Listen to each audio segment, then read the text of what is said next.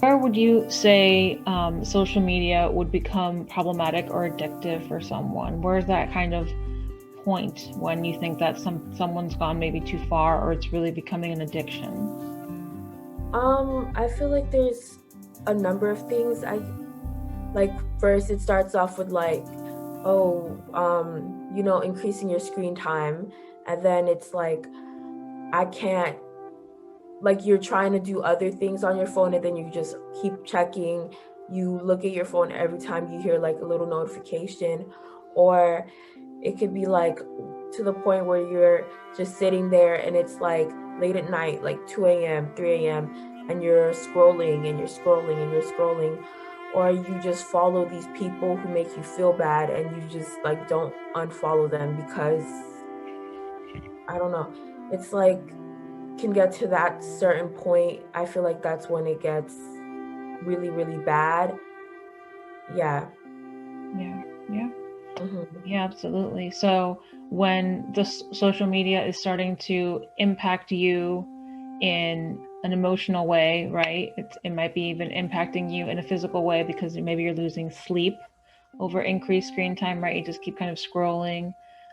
And also through the content that you're viewing, right? So you mentioned when you might be following someone and what they're posting about isn't necessarily something that is positive or something that even is, just like neutral content. It's the content they're producing might be hurtful, to you or to someone else.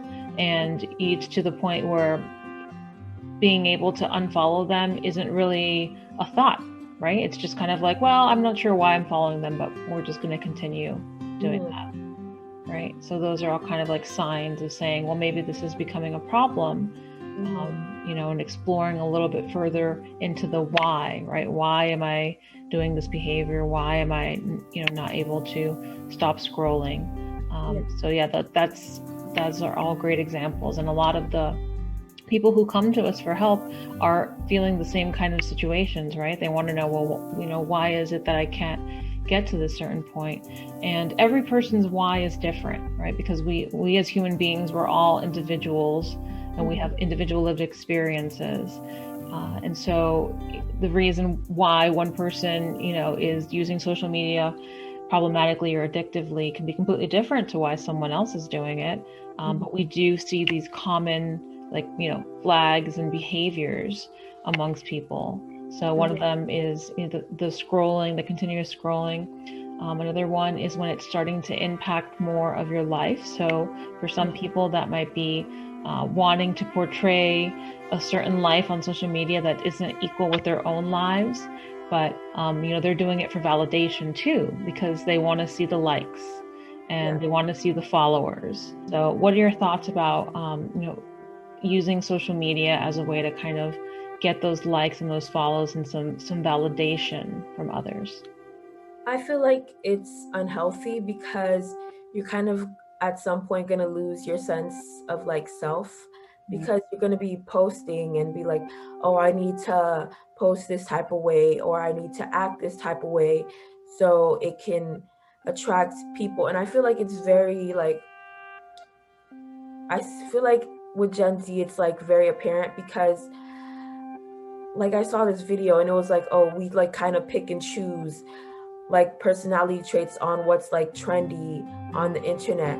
Like if this person has a lot of views or a lot of subscribers and followers, then and they have this certain personality or they post this type of content, we're gonna see this like, oh, this is what people want to see, so we're gonna post that. Then we just kind of forget, oh, this is who I am, and you kind of lose your sense of self. Mm. And even though it could feel validating at at points, it's like unhealthy as well. Yeah. Mm-hmm. Yeah, absolutely. Losing your sense of self, that's a great way of putting it. And I think especially when it comes to people who are teenagers, right? Like, you are developing a lot of your sense of self because you're in that phase where you're going into adulthood. And so you're learning a lot more about yourself, right? You're learning who you are, finishing high school, what you want to do after high school, right? A lot of people have jobs as well. And so following trends, or just kind of deciding that what would be a behavior, or would be a photo, or would be an action that will get them the most likes, isn't necessarily being true to themselves and like living their best life either, right? So now we're having a bit of a identity issue where instead of finding what you really like, what you really enjoy, activities that you like, you're just spending most of your time doing it for Instagram, or doing it for TikTok, going out and finding the best photos and things that are going to increase the likelihood of you getting this virtual validation, which might feel good in the moment because you see all these likes and it feels like people are responding to you. But really, when you think about it, how many of those people would react the same way in a face-to-face setting? And that's one of the deeper conversations that we have a lot of, is when you are communicating with someone online, does it feel the same as when you are connecting or communicating with a person in the same physical space?